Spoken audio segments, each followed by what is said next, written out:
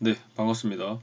오늘은 이제 최근에 있었던 우크라이나 전쟁 관련해 가지고 시장에서는 어떻게 작용하고 있는지에 대해서 살펴볼 거고, 그다음에 이런 전쟁과 관련해서 지금 시장이 지금 움직임이나 이런 흐름들이 되게 재미있는 상황들이 좀 많아서 이제 그런 것들을 좀 이제 설명을 해 드리고자 이렇게 영상 제작을 하려고 합니다. 원래는 이미 전에 이렇게 영상을 다른 주제로 이렇게 제작을 하려고 이렇게 준비를 하고 있었는데, 근데 우크라이나 전쟁이 진짜 터져 버려 가지고 이제 급하게 이렇게 좀 영상이나 이런 주제를 바꾸다 보니까 조금 이제 영상이 늦게 올라가는 점은 좀 양해 부탁드리겠습니다. 그래서 일단은 이 전체적인 이런 시황 체크부터 일단은 먼저 하도록 할게요. 현지 시각이 이제 새벽 2 시인데, 네, 26일 새벽 2 시인데, 러시아랑 우크라이나가 전쟁을 시작한 지 이제 이틀 정도가 지났습니다. 이제 목요일 날 이제 오후부터, 네, 목요일 날 거의 저희 이제 한국 시간으로 점심때 조금 넘어서부터 이제 전쟁을 시작했으니까, 네, 금요일 이제 지나가고 이제 지금 토요일까지 이렇게 오게 되는 상황인데, 이제 이미 뉴스를 접하신 분들도 굉장히 많을 거라고 생각합니다. 지금 전 세계적으로 이슈가 되고 있는 그런 이제 이슈이기 때문에, 러시아에서 이제 먼저 이제 침공 시작해서, 지금 이제 뭐 계속 이제 교전을 하면서 지금 이렇게 하고 있는데, 지금 이제 미장은 지금 이제 계속 이제 시장이 지금 이제 시작을 했는데, 러시아하고 이제 우크라이나가 지금 협상 가능성이 지금 제기가 되면서 일단은 이제 상승 출발을 하고 있는 상황이에요. 네, 미장 같은 경우는. 그래서 러시아 같은 경우가 이제 우크라이나하고 이제 중립국 논의를 하자 이런 식으로 해서 뭐 협상을 진행하자라고 이렇게 얘기를 이제 준비가 다 돼 있다라고 이렇게 선언한 상태인 것 같아요. 그래서 지금 우크라이나하고 이렇게 협상을 이제 준비하고 있는 과정으로 보여지고, 그래서 이제 미장이 지금 이제 그런 거에 반응을 해서 지금 이제 좀 상승 출발하고 있는 것으로 보이는데, 우리 장은 좀 그동안 어떻게 움직였는지에 대해서 좀 얘기를 해볼까요? 보시면은 이제 지금 최근에 우크라이나랑 관련해 가지고 이런 이제 전쟁 이슈나 이런 것들이 계속 있었죠. 네, 그래서 거의 한 일주일 정도 됐던 것 같아요. 네, 일주일 정도 계속해서 이렇게 조정을 많이 주고 이렇게 했는 상황인데, 근데 지금 여기 보시면 빨간색으로 이게 반등이 좀 나와줬죠. 이때는 이제 그런 우려감이 이제 해소가 되면서 약간 전쟁이나 이런 것들이 안 일어날 것이다라는 그런 안도감에 약간 이제 반등을 하고 이런 것들이 많았는데, 근데 아시겠지만은 목요일 같은 경우가 오후부터 장이 그냥 확 빠졌습니다. 예, 전쟁이 시작하겠다. 전쟁이 시작되면서 이제 그런 우려감이나 이런 것들이 이제 반영이 바로 되게 되면서 거의 3% 이상 빠지게 되었죠. 그래서 코스닥 같은 경우도 마찬가지예요. 네, 거의 별반 다를 건 없습니다. 네, 그래서 이제 목요일 날에는 거의 이제 3% 4%까지 이렇게 쭉쭉 빠지는. 근데 어떻게 보면 투자자들의 입장에서는 오히려 잘 됐을 수도 있습니다. 왜냐하면은 이제 전쟁 자체가 잘 됐다는 건 아니지만, 만약에 이런 전쟁이나 이런 우려감이 계속해서 이제 장기화가 됐으면은 그런 우려감 때문에 오히려 시장이 더 힘들었을 겁니다. 변동성도 더 심해지고. 그런데 이제 딱 전쟁이 오히려 딱 터져버리게 되면서 그런 것들에 대한 재료 소멸이 좀 일어나게 된 것이죠. 우려감이나 이런 것들이 차라리 그냥 시작이 되게 되면서 그것들이 반영이 되게 돼버린 거죠. 그래서 실제로 이제 시작이 됐으니까, 시작이 됐다라는 거는 결국엔 끝이 있을 것이고, 이 사태가 이제 결국에는 이제 끝나감을 이제 의미를 한다라는 것이죠. 그래서 그런 것들이 이제 약간 악재나 이런 것들이 이제 반영이 되게 되면서 이제 재료 소멸이 일어났다라고 보시면 될 것 같은데, 그런 것들에 대한 이제 반응으로 이제 코스피랑 코스닥이 지금 이제 오늘 같은 경우 이제 네, 금요일 시장에서 이제 반등을 줬었죠. 네, 코스닥 같은 경우는 좀 확실하게 이렇게 거의 3%까지 이제 끝까지 이렇게 올린 느낌인데, 코스피는 지금 이제 위아래로 이제 꼬리를 달고 이렇게 마무리를 했습니다. 네, 요런 부분에서는 지금 시장에 대해서 지금 어떤 반응으로 이렇게 시장이 움직였는가에 대해서 좀 생각을 해볼 필요가 있죠. 그래서 일단 지금까지의 내용을 정리를 해보자면은, 일단은 지금까지 우리나라 증시부터 해서 글로벌 증시 자체가 우크라이나랑 하고 이렇게 러시아들의 이렇게 전쟁에 대한 이런 이제 우려감 때문에 조정을 많이 받았었고, 그리고 목요일 시장 같은 경우에는 그런 전쟁이 실제로 일어나게 되면서 이제 반영이 되게 된 거죠. 그런 것들이 시장에 반영이 되었고, 그리고 이제 금요일 시장에서 이런 것들이 이제 재료 소멸이라든지 이런 것들에 대해 악재 해소 느낌으로 이렇게 반영이 되게 되면서 이렇게 반등을 줬었다. 네, 요렇게만 일단은 알고 정리하고 가면 될 것 같아요. 그래서 근데 이게 미장을 체크를 해보시면은 조금 이제 다른 게, 미장 같은 경우는 지금 이제 금요일 시장에서 이렇게 반등을 줬습니다. 이렇게. 근데 거의 끝까지 내리다가 끝에 이렇게 반등으로 쫙 올려준 느낌. 네, 나스닥도 마찬가지고, 네, S&P 같은 경우도 마찬가지고, 지금 미장은 지금 오히려 끝에 가서 다 올려줬습니다. 네, 이게 왜 그럴까요? 그래서 이 부분은 이제 금리 인상이랑 조금 연동이 되게 되는데, 뉴스 기사를 한 개 보고 나서 계속 설명을 하도록 하겠습니다. 25일자 뉴스 기사인데, 미국 연준 금리 인상 폭이 이제 원래는 이제 50bp 요런 식으로 올릴 가능성이 있다라고 이렇게 제기를 했었는데, 근데 인상폭이 25bp로 이렇게 전망이 확산되고 있다. 그러니까 전쟁이나 이런 것들이 우려감이 더 이제 반영이 된 것이죠. 그러니까 그 금리 인상 폭을 만약에 높이려면은 일단은 전제 조건이 들어가야 되는 게, 일단 인플레이션에 대한 이 우려감이 좀 해소가 돼야 되는 부분이고, 그다음 원자재부터 해서 이런 가격들이 좀 안정을 찾아야 되는 것이고, 그냥 전체적인 그런 경제의 흐름 자체가 좀 안정을 찾아야지 그러면 금리 인상을 좀 더 이제 폭을 높였을 때 이제 그만큼 경제에 타격이 적게 간다라는 걸 뜻하거든요. 그렇기 때문에 사실상 경제가 좋은 상황임을 이제 시그널이 나오게 되면은 금리 인상에 대한 폭이 이제 더 높아질 것으로 이제 정해지게 되는데, 근데 때마침 3월에 당장 금리 인상을 갖다 해야 되는데 지금 이제 러시아하고 우크라이나 전쟁을 해버렸기 때문에 그런 부분에서 지금 원자재 가격도 엄청난 폭등을 했고, 석유 가격도 지금 엄청나게 올라갔고, 가스 가격도 지금 올라갔고, 그 전체적인 원자재라든지 아니면은 관련된 이런 에너지 관련주들이 전부 다 이제 상승을 많이 해줬잖아요. 그런 것들 때문에. 그런 부분에서 이제 가격이 그만큼 올라가다 보니까 이제 전체적인 이런 이제 글로벌 증시 자체가 이제 금리 인상이 이제 더 폭이 너무 넓어질 수는 없다. 그러니까 지금 원자재부터 해서 에너지 가격 이런 것들이 너무 올라갔기 때문에 지금 이 상황에서는 금리 인상을 크게 할 수가 없을 거라고 판단하는 거죠. 그리고 이제 시장에서도 그런 것들이 작용을 해서 좀 더 이제 반등이 나와준 느낌이고, 그러니까 예전에는 이제 몰랐던 거예요. 금리 인상이 이제 한 50bp까지 올라갈까 아니면 25bp 올라갈까 이게 잘 모르는 거예요. 근데 전쟁이 일어나게 되면서 그 불확실성이나 이런 것들이 확산이 되었고, 그리고 그만큼 원자재 가격부터 해서 이런 것들이 이제 가격이 급등하다 보니까 결국에는 경제가 아직까지는 이제 금리 인상을 높이기에는 어려움이 있다라고 이제 보여지는 거죠. 그래서 자연스럽게 금리 인상 폭도 이제 25bp로 이제 전망이 확산되는 게 당연한 거죠. 근데 요런 것들이 바로 이제 시장에서 반응을 준 것이죠. 그래서 지금 미국의 이런 이제 미장 같은 경우도 그렇고, 그리고 코스피 코스닥 같은 경우도 마찬가지입니다. 네. 오늘 이제 금요일 같은 경우 금요일 시장에서 상승한 종목들을 보면은 이제 대표적으로 많이 올라가던 종목들이 이제 탄소 배출권 관련된 종목들, 네. 게임 관련주들, 네, 게임이라든지 아니면은 메타버스 관련주들 이런 쪽도 올라갔고, 그다음에 NFT 관련주 올라갔고, 그다음에 로봇이라든지, 네, 요런 4차 산업 관련된 요런 성장주들이 굉장히 올라갔습니다. 그리고 여기서 우리가 체크를 해봐야 될 거는 그 성장주가 올라갔다는 거에 대한 의미를 파악해 볼 필요가 있습니다. 네, 그래서 한번 살펴볼게요.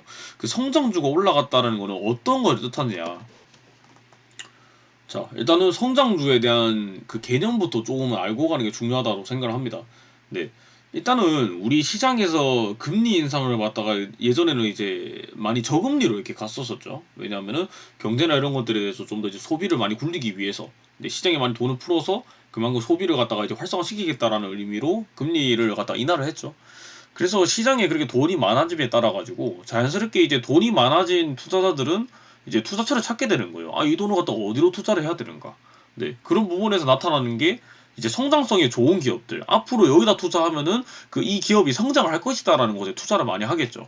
네, 자연스럽게 이제 투자라는 그런 이제 가치도 그렇고, 그다음에 사람들이 돈이 남아 도니까, 돈이 많으니까 이 돈을 갖다가 이제 은행에 넣을 수는 없고, 그러다 보니까 자연스럽게 이제 성장성이 좋은 기업에 투자를 하게 되는 거죠.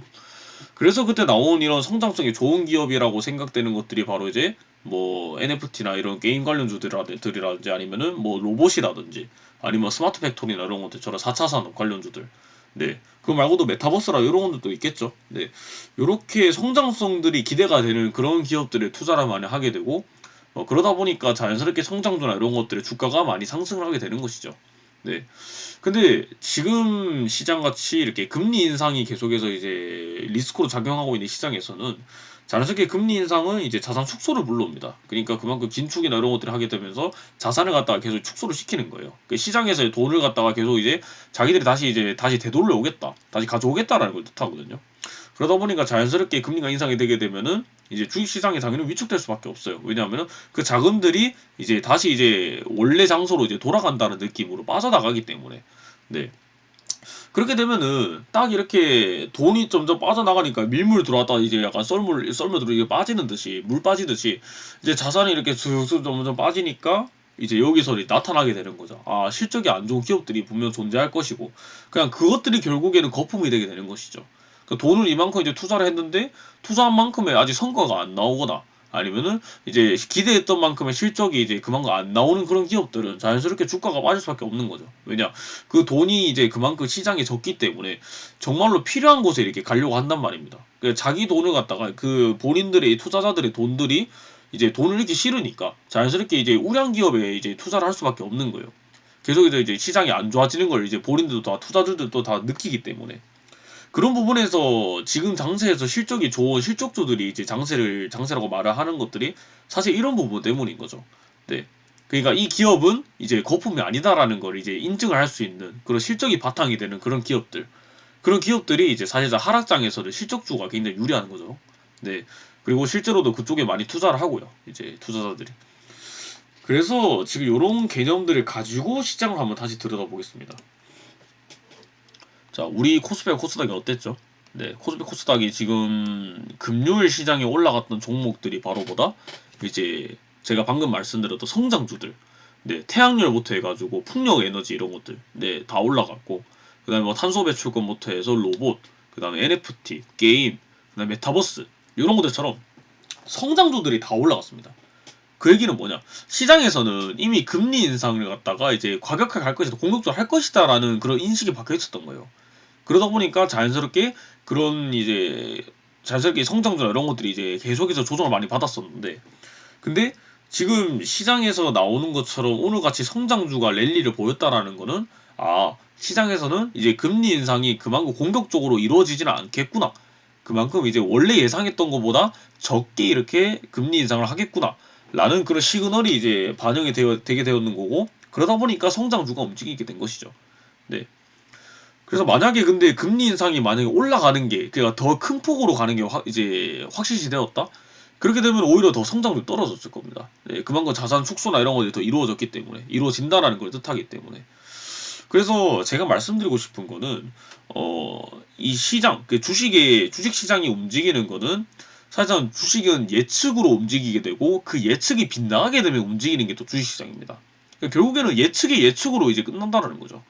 예측으로 시작해서 예측이 빗나가거나 또는 예측이 맞아떨어지게 되면은 또 그거대로 그냥 계속해서 또 올라가는 거예요. 그래서 저는 이 말에 대해서는 굉장히 동감을 하는 게 네, 예측이 빗나가게 되면 주가는 움직이게 된다라는 거예요. 네. 그래서 사실 오늘 반등은 제가 생각했을 때는 사실 정말 진짜 반등은 아니라고 저는 생각을 해요. 네. 그냥 일시적인 금리 인상에 대한 약간 변동성이 생겼고 그리고 금리 인상의 변동성에 따라 가지고 이제 주가에서도 지금 이제 주식시장에서도 이제 성장주의 랠리를 잠깐 보였던 거지. 근데 실질적으로 지금 우크라이나하고 이제 러시아 간의 이런 전쟁 리스크가 사실 해소된 것도 아닙니다. 네. 뉴스 기사 한번 보고 올게요. 지금 보시면은 러시아 진출 기업들 다 어떡하냐. 네.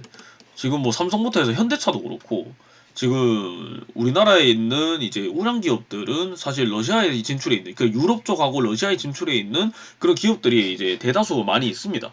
네. 물론 그 비중 자체가 엄청나게 높은 건 아니겠죠, 당연히. 높은 건 아니지만서도 근데 그만큼 이 러시아나 이런 것들이 관련된 이 전쟁과 관련돼 있는 그런 이제 산업들부터 해가지고 여러 기업들이 많이 있다라는 거죠. 네. 그렇기 때문에 사실 지금 이런 리스크나 이런 것들이 존재를 하기 때문에 지금 주식시장에서도 완벽하게 지금 이런 리스크가 해소된 것도 아니다라는 거를 확실히 인지를 해야 됩니다. 그렇기 때문에 사실 오늘 같은 이제 금요일 같은 장에서 이제 성장주가 랠리를 보였다고 하더라도 또 그 성장주로 갖다가 이제 아 지금이 이제 시작인가 보다 라고 해서 이제 투자를 갖다가 이제 하는 것도 사실상 위험한 투자일 수도 있고요. 그리고 이제 금요일 시장 같은 경우는 좀 이런 악재나 이런 것들이 해소가 됐다라는 이제 뭐 그런 느낌으로 사실 가스나 이런 LNG 이런 쪽이 엄청나게 빠졌습니다. 네. 그리고 뭐 곡물이 쪽도 이제 많이 좀 빠졌고 그냥 그만큼 이제 좀 리스크가 해소된 그런 이제 모양새도 좀 보이긴 하지만 근데 그렇다고 해서 완벽하게 또 지금 리스크가 해소된 건 아니다. 네. 왜냐하면 그런 것들이 지금 유가부터 해서 이런 것들이 지금 나타내주고 있다라는 거죠. 네. 요거는 좀 이제 예전 기사긴 한데 지금 계속해서 보여주는 거는 유가라든지 이런 것들, 뭐 이제 원자재나 이런 것들은 계속해서 리스크로 남아 있습니다. 네, 그냥 지진이 일어났을 때 여진이 오는 거래랑 조금 비슷한 느낌인 거죠. 네, 그렇기 때문에 지진이 한 번 왔다고 이 큰 지진이 왔다고 해서 이게 지진이 끝난 게 아니라 여진이 있는 것처럼 이제 주식시장에서도 요런 이제 단기적인 악재는 물론 이제 단기적으로 끝나겠지만 그거에 대한 약간 리스크는 분명히 계속해서 남아서 이렇게 간다라는 걸 주의를 해줘야 된다라는 겁니다. 네. 그래서 일단은 지금 시장에서는 지금 계속해서 이제 왔다 갔다 하는 이제 시장입니다. 네, 변동성이 그만큼 큰 장세이기 때문에 계속해서 뉴스 기사라든지 이런 것들을 살펴보시는 걸 추천드리고요.